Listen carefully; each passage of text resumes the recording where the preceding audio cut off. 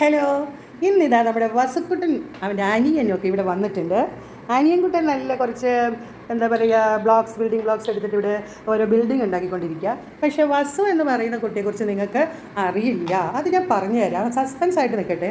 കാരണം എന്താ വെച്ചാൽ ഈ വസു എന്ന് പറയുന്നത് ഒരു സാധാരണ കുട്ടിയല്ല. വേണമെങ്കിൽ നമുക്കൊരു അത്ഭുത ബാലൻ എന്നൊക്കെ പറയാവുന്ന ഒരു കുട്ടിയാണ് വസുക്കുട്ടൻ. എന്തായാലും വസുക്കുട്ട, എന്താ ഇവിടെ പരിപാടി? അടുക്കി പെറുക്കി വയ്ക്കാൻ തുടങ്ങിയല്ലോ, എന്താ പരിപാടി?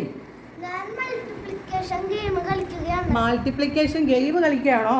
മൾട്ടിപ്ലിക്കേഷൻ ടേബിളാണോ കളിക്കുന്നത്? ഓക്കെ, ഏതിൻ്റെ ടേബിളാണ് ഇത് കളിക്കുന്നത്?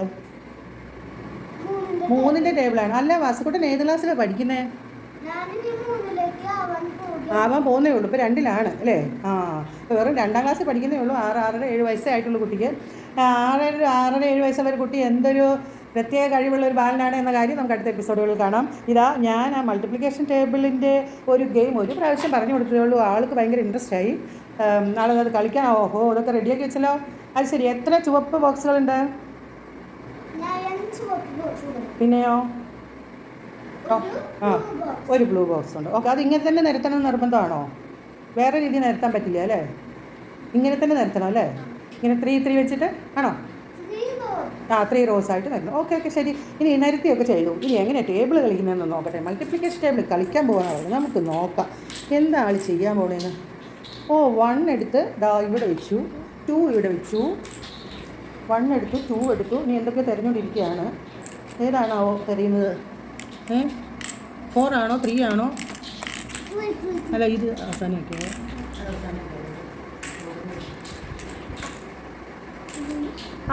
3 ആയിരുന്നു തിരഞ്ഞുകൊണ്ടിരുന്നത്. ഓക്കെ, 3 വെച്ച് 4 കഴിഞ്ഞാൽ പിന്നെ 5 ആണല്ലോ. അപ്പോൾ 5 എവിടെയാണ് വെക്കുന്നത് നോക്കാം. ഓക്കെ, 5 വെച്ചു, 6ഉം വെച്ചു. ഇനി ആൾ വെക്കാൻ പോകുന്നത് 7 ആണ്. Okay, 8 and 9. 0 ഏറ്റവും അവസാനം ആ ബ്ലൂ ബോക്സിൽ വെച്ചത് 0 ആണ്. ഓക്കെ, അപ്പോൾ ഏതാണ്ട് ഓരോ സംഖ്യകൾ എല്ലാ ബോക്സിനും കിട്ടിയിട്ടുണ്ട്. അപ്പോഴേക്ക് ഒരു പെട്ടി കാര്യമായിട്ടുണ്ട്. നോക്കാം, ഞാൻ അടുത്ത പെട്ടി കൊണ്ട് എന്താ പരിപാടി ചെയ്യാൻ പോകുന്നത് നോക്കാം. എന്താണാവോ പരിപാടി? അവിടെ ഒരു 0 വെച്ചു. ഇനി എന്തൊക്കെയോ തിരഞ്ഞുകൊണ്ടിരിക്കുന്നുണ്ട്. വീണ്ടും ഒരു 0 തപ്പിയെടുത്ത് അവിടെ വെച്ചു. പിന്നെ 1 more 0. ഓക്കെ, 0 വെച്ചു. ഇനി അവിടെ 0 അല്ല, 1 ആണ് കേട്ടോ. 1. അടുത്ത നമ്പർ ഏതാവും? തപ്പി നോക്കുന്നുണ്ട് ആളുടെ കയ്യിലില്ലേ? ഓക്കെ. 1.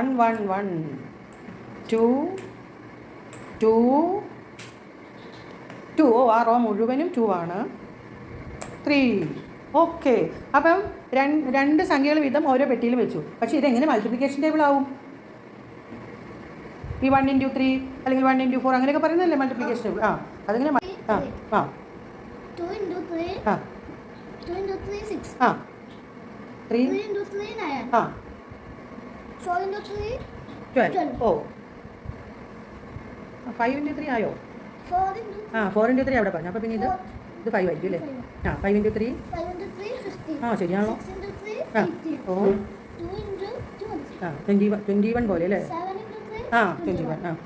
8 into 3 8 into 3 ഇത് പറഞ്ഞില്ലല്ലോ. 8 into 3 24 9 into 3 27 okay. 10 into 3 30.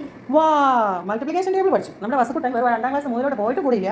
Multiplication table പഠിച്ചു വെച്ചിരിക്കുന്നു. അപ്പോൾ ഞാൻ നേരത്തെ ഇറക്കിയ യൂട്യൂബ് വീഡിയോസിലൊക്കെ ഞാൻ പറഞ്ഞിരുന്നില്ലേ, ഗെയിമായിട്ട് നമുക്ക് പഠിച്ചു കഴിഞ്ഞാൽ ഒരിക്കലും മറക്കില്ല, ഈസി ആയിട്ട് പഠിക്കാണ്. ഞാനതിവിടെ പ്രൂവ് ചെയ്തിരിക്കുകയാണ്. ഒരു ചെറിയ കുട്ടി മൾട്ടിപ്ലിക്കേഷൻ ഒന്നും പഠിക്കാൻ തുടങ്ങിയിട്ട് പോലും ഇല്ലാത്തൊരു ചെറിയ കുട്ടിക്ക് ജസ്റ്റ് ഒരു പ്രാവശ്യം ഒന്ന് പറഞ്ഞു കൊടുത്തപ്പോഴേക്ക് വളരെ ക്ലിയർ ആയിട്ട് മനസ്സിലായി. അപ്പോൾ പിന്നെ വലിയ കുട്ടികളുടെ കാര്യം പറയാനുണ്ടോ? Okay, congratulations. കൈയടിച്ചേ.